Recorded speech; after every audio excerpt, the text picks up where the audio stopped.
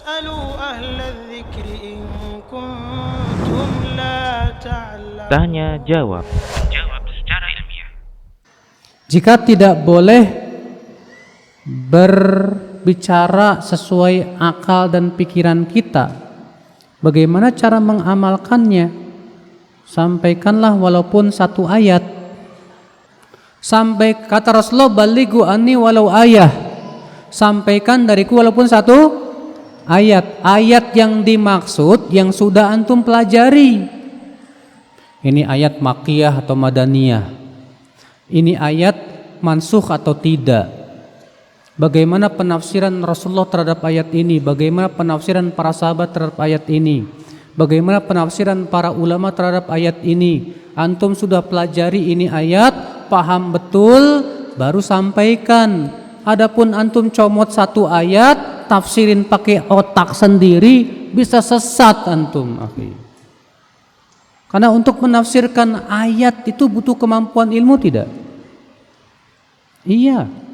Makanya Ibnu Katsir mengatakan tata cara menafsirkan itu 4. Yang pertama, tafsirkan Quran dengan Quran. Yang kedua, tafsirkan Quran dengan apa? Hadis.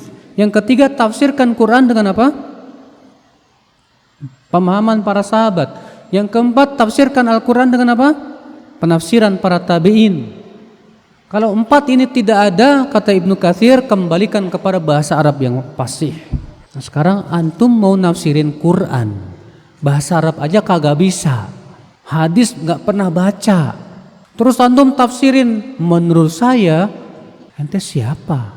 Tahu-tahu berani mengatakan menurut saya ayat ini maknanya begini. La haula wala quwata illa billah. Ini lebih banyak merusaknya, Pak. Dan kita lihat di zaman sekarang begitu. Terkadang maaf saja, terkadang di mahasiswa-mahasiswa itu pada kumpul tuh bikin halaqah.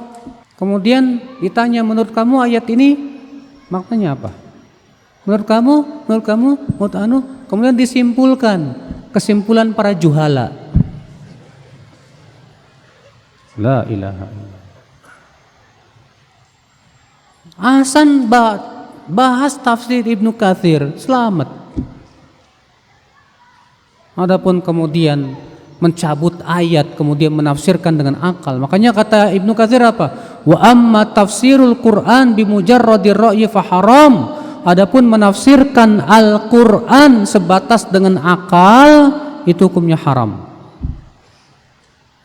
Haram ya akhi, nggak boleh menafsirkan Al-Quran sebatas dengan apa? Akal pikiran kita.